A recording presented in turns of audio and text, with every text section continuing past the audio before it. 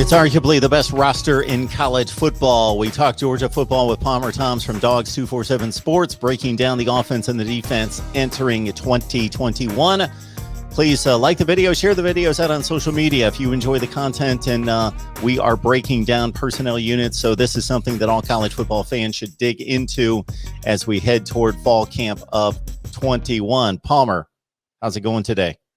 I'm doing well. Appreciate you having me on. As I was mentioning to you before, this is perfect timing. You know, over at Dogs 247, we just started our top 25 countdown of most important players for Georgia, and it's a challenge. I mean, as I said, you know, with the depth that Georgia has, with the talent that they've got, and in some cases, the questions that they've got at certain positions, it's tough to narrow it down to just 25, but we're going to break it all down today. Going through this roster and these depth charts.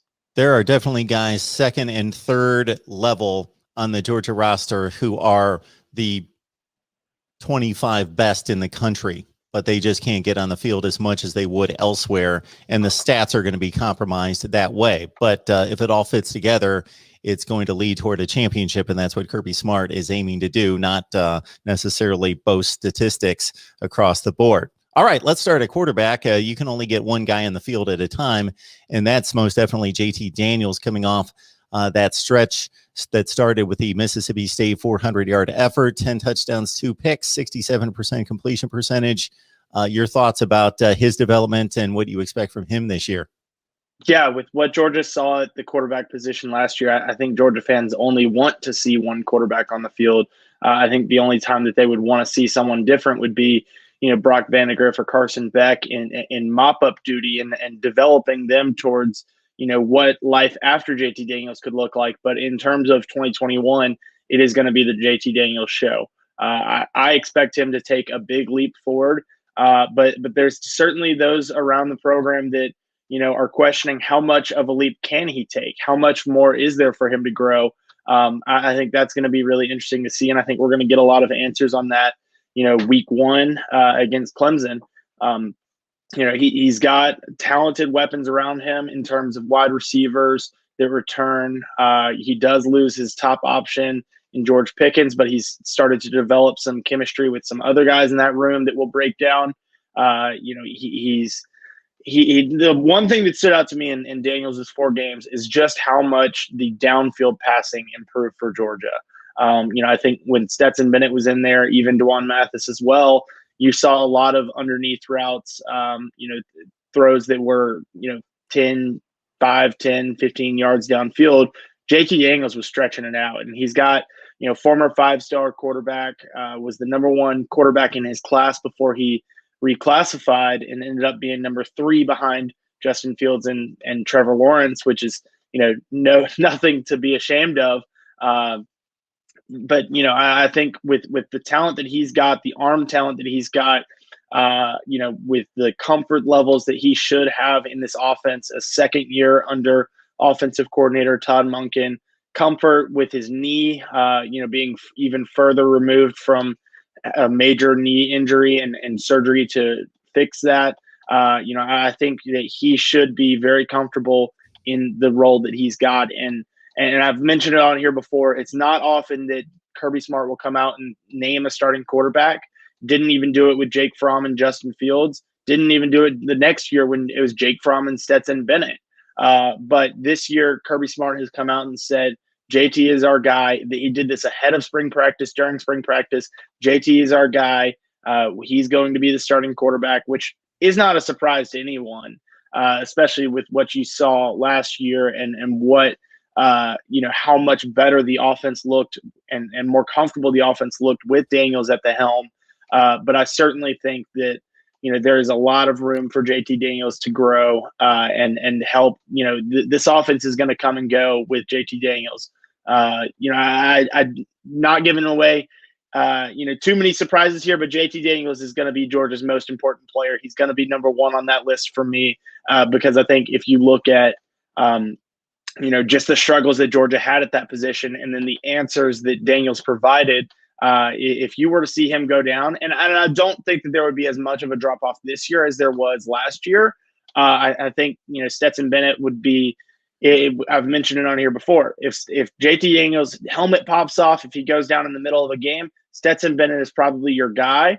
But long-term options, Carson Beck and Brock Vandegrift are going to be those guys. But like I've said, I think Georgia fans would prefer to see just JT Daniels out there starting games for the Bulldogs this fall. Jake Fromm was a guy who certainly had his share of critics, but much of it was set up by his early success, both by the team standards and by his standards statistically, individually. And he was good enough when it was all said and done to be drafted into the NFL. Have you seen enough of JT Daniels to compare his game to Jake Fromm? Yeah, I think it's tough to make a comparison between the two. Because like you said, we saw so much of Fromm in season one, in season two. I mean, he started every game for Georgia from the second game of his freshman year on. And I think, there is no doubt about what Jake Fromm was. Even entering his second season, you knew what you had in Jake Fromm. He did take a step forward, in that sophomore year and looked really good. He was comfortable with his receivers. Had some guys that are now playing in the NFL on Sundays. Miko Hardman is a big name that comes to mind. Riley Ridley is another one. Javon Wims was there for him that first year, and several others. Terry Godwin is another one. I think JT Daniels, we've only seen him 4 games in a Georgia uniform, and only 4 games post, major knee injury. And so, I don't think you have as much certainty about what you have in JT Daniels. But I think, in terms of, the brief amount of what you saw, the small amount of what you saw, I think Georgia fans feel very comfortable. The biggest difference to me, and this is certainly going to show up, come time for the NFL draft with JT Daniels, be it after this season, next season, whenever, is the arm strength. Is JT Daniels has some natural arm strength that he, even, without perfect, fundamentals, he's been able to, get the ball downfield. I think if he can improve some of his lower body fundamentals, which I think, again, comes with more comfort after that knee injury, if he can improve that, he's going to have even more arm strength and even more, ability to stretch the field. That's something that was not Jake Fromm's game. And obviously, JT Daniels is going to be supported by one of the best running back rooms in all of college football. And Zamir White is the guy that comes back with the most experience and the most productivity, coming back from almost 800 yards and 11 touchdowns in a short season last year. James Cook's been in the backfield for quite some time. He was the second leading rusher. Everybody wants to see Kendall Milton unleashed. Your thoughts about a crowded running back room, so stacked with talent, and how this should shake out? Yeah, I think that there's a chance that Kendall Milton is the best running back in that room. But he's probably going to get the second or third most amount of carries because Zamir White is such a proven veteran in that room. Like you said, 144 carries, almost 800 yards, 11 touchdowns, which was by far the lead for Georgia there. He played his best football in red and black last season. Talking about a knee injury, this is one that White has suffered one his senior year of high school and then his first year on campus before even getting started. So he redshirted that first year. Just coming back from that, he has looked way more comfortable, 2 years post injury than he did 1 year post injury. And I think Georgia fans are hoping that, he will continue to make steps and towards the running back that was the number 1 ranked running back coming out of the high school ranks. And I think, Georgia fans are excited to have him back. It was certainly big news when he and James Cook both announced that they were coming back. It's a little bit of a thunder and lightning situation where you've got a, bigger, more bruising back in Zamir White with a speedy back, pass catching threat out of the backfield in James Cook. Combine those two together, both members of the 2018 signing class that was ranked number 1 in the country for Georgia. And I think the Bulldogs have a great combination there. Like I said, Kendall Milton is probably the all-around guy that you can count on. And I think Georgia fans really, really are excited to see him. The thing that stands out to me, and let's not overlook Kenny McIntosh as well. He got the most amount of carries in that room. Was a weapon for Georgia when he was on the field. Only played in 8 games. Was banged up. I believe it was in the Alabama game that he got injured. Missed the Kentucky game. Might have missed the Florida game. He is a guy. McIntosh is a guy that can contribute in a lot of ways, and was a big time contributor for Georgia in the return game. Before he got hurt and Kyrus Jackson took over that role. He's a guy that can, I think when I think Kenny McIntosh, I think back to that last drive against Cincinnati in the Peach Bowl.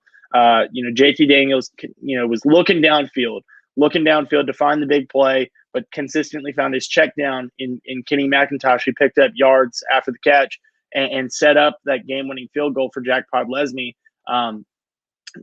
He's a guy that can be a contributor, but Kendall Milton is the one that has me the most excited, just because of how Georgia has used that third running back in the past. You think back to going back to that college football playoff team, SEC championship team, that had Nick Chubb and Sony Michel as the 2 headliners. We had DeAndre Swift as the third back. Fast forward a year, you got DeAndre Swift and Elijah Holyfield as the primary 2,000-yard rushers.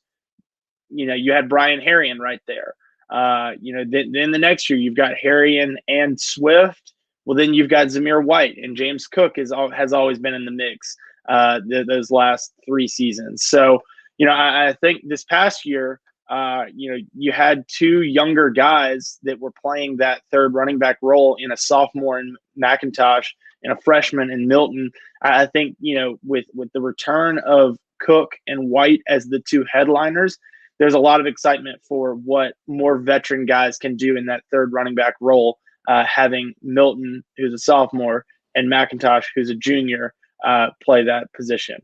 Got Palmer Toms on the line from Dogs 247 Sports to help us break down the Georgia Bulldogs roster, one of the best in the nation, of course, here in 2021, and looking to win an SEC championship. All right, let's move on to the wide receiver position, which was supposed to start with George Pickens, of course. And what is most concerning there is not just that he was the most productive receiver coming back and the most experienced, but also he had obviously formed a chemistry with JT Daniels and really broke out once Daniels stepped into the starting lineup. Yeah, those 2 are certainly guys that JT Daniels had developed some chemistry with. Pickens more so, but Robertson as a guy that had been around, made 12 catches last year. I believe this year before that, he finished either second or third in terms of receptions and yardage. I don't think anyone around the Georgia program is going to say anything bad about Demetrius Robertson. Decided to come back for his super senior year of eligibility, and ultimately decides after going through spring practice, decides that he wants to look elsewhere. He's going to have to make a decision here before too long, with that deadline coming up at the beginning of July for playing this next season. But I think everyone in Athens wishes him well. And in terms of losing Pickens, that's a position where Georgia is hopeful that they could get him back. I don't know how likely that is. He suffers a torn ACL early in spring practice. The good news for Georgia is that they had, that it didn't happen in fall practice, that it didn't happen the week of Clemson. You've got time, after the injury in spring practice, all summer long, all preseason camp to, develop the confidence of some of those guys that are going to be stepping up to fill his role. And guys that I would look to there would be Kyrus Jackson, Jermaine Burton, those 2 guys. Jackson actually led the team in yards, was tied for the team lead in receptions. Both he and George Pickens had 36 catches. Pickens had 513 yards. Jackson had 514 yards. So he gets the narrow edge there. But I think what it was the most exciting part of Pickens's game was that he found the end zone more often, and that he also did it in 2 fewer games. But Jackson showed that what he was capable of early on in that season. Had a really good chemistry with Stetson Bennett. Really showed in that Auburn game. I was actually rewatching that game last night, and it was on ESPNU. Got to catch a little bit of that, and I'm coming away as high on Curious Jackson as I could be. He's a guy that can play on the outside, play on the inside, and gets open. Is a crafty receiver that really Georgia fans should be excited about the fact that he is back.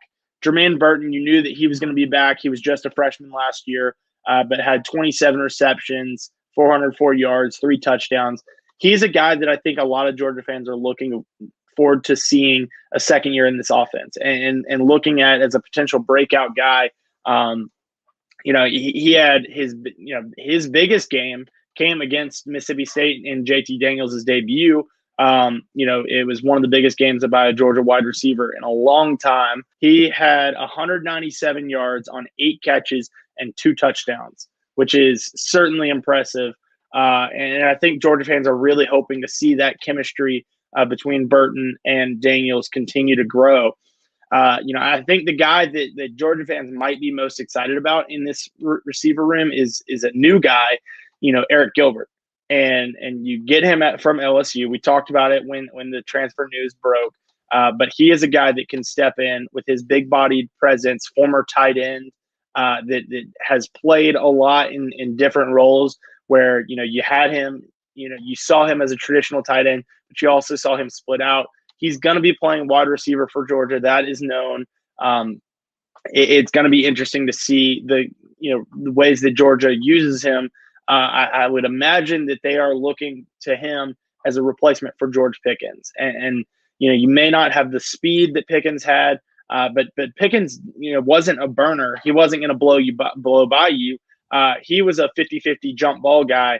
And that's exactly what Eric Gilbert can be for JT Daniels, a safety valve that you can throw it up to when you can count on him coming down with it because he's such a big-bodied receiver. I mentioned a burner. I think a guy that Georgia's fans are also very excited about seeing there developing into a bigger role is Arian Smith. Only played in the last 4 games of the season, only caught 2 passes, but they were big ones. He first career reception was also his first career touchdown against South Carolina. Hauled that one in from down the field, and then had a big reception in the Peach Bowl win over Cincinnati. He and JT Daniels connected for a reception of over 50 yards there. I think other guys that you would look to would be 2 guys coming off of injury in Marcus Rosemy-Jack Saint, coming off of a lower leg injury that he suffered against Florida, and Dominic Blaylock, who's coming off of a torn ACL of his own, suffered that injury in the 2019 SEC championship game against LSU, ended up re-injuring. He was back. He was working with the team, and it ended up re-injuring, re-tearing that ACL in preseason camp last year. So he missed all of his second year with the program. I think that there's a lot of excitement, looking back on what he did his freshman year, there's a lot of excitement about what he can bring to the table as a veteran.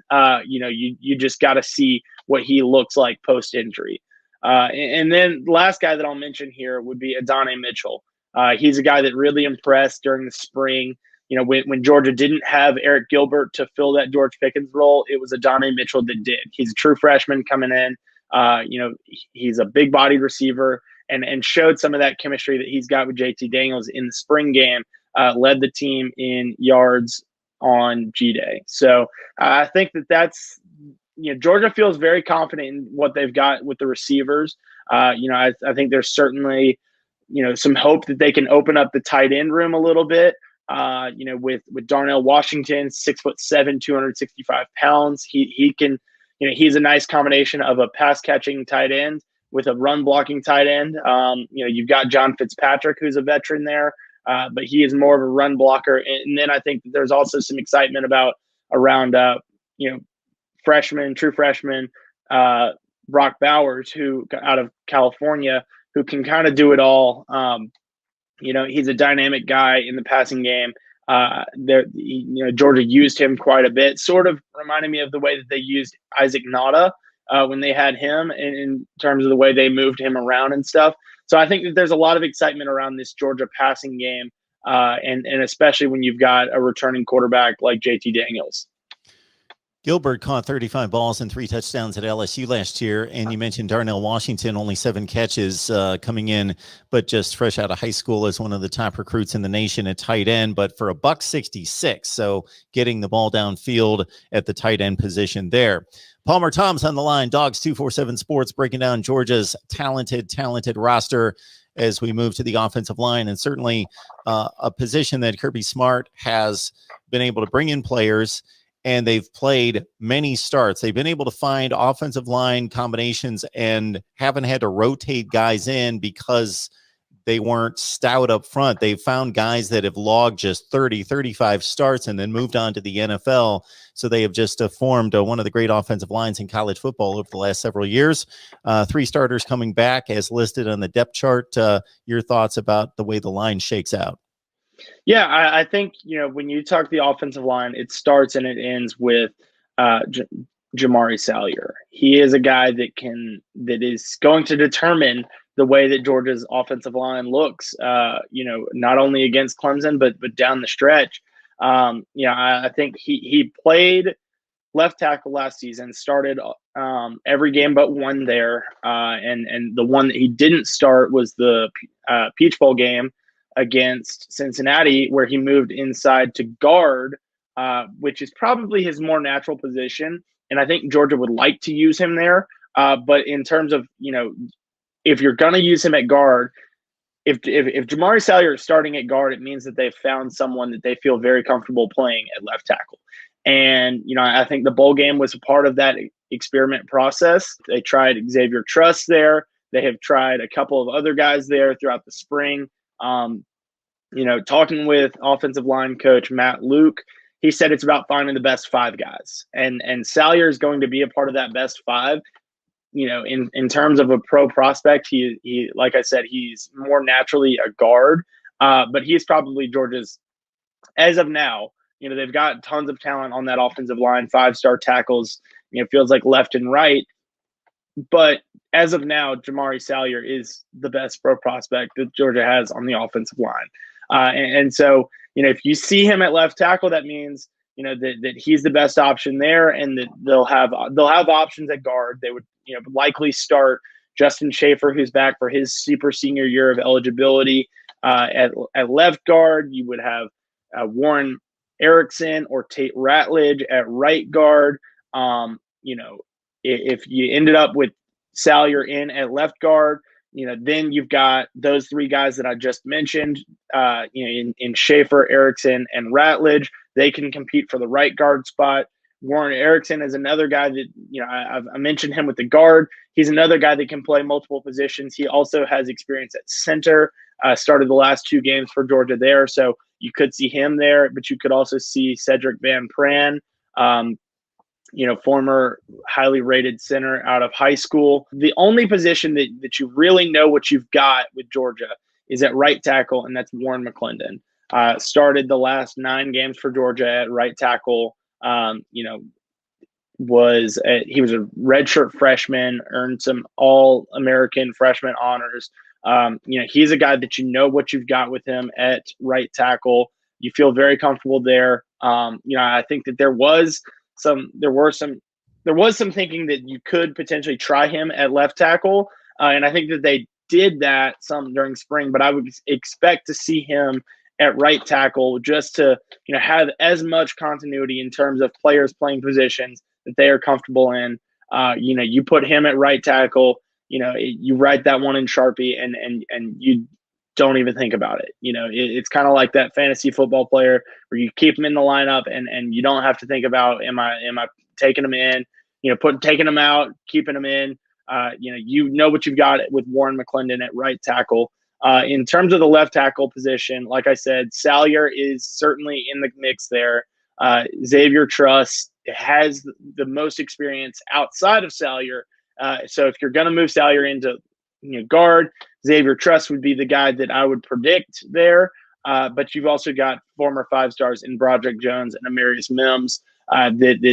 certainly could have something to say about that. So it's not a lack of talent. It's not really even a lack of experience. It's just, Georgia has guys, and the way that they've recruited guys, they've recruited tackles that can play guard, guards that can play center, that have the ability to snap the ball. You want to have, and it's resulted in Georgia having one of the bigger offensive lines, for the last several years, especially under former offensive line coach and now head coach at Arkansas, Sam Pittman. You had just big offensive lines, and you're not seeing, Matt Luke. He's known for bringing in some smaller guys that can move around, but because of the way that you've got Sam Pittman's recruits currently, you're still seeing Georgia with a big offensive line setup. And let's be honest, Matt Luke hasn't really changed much in terms of the offensive line recruiting.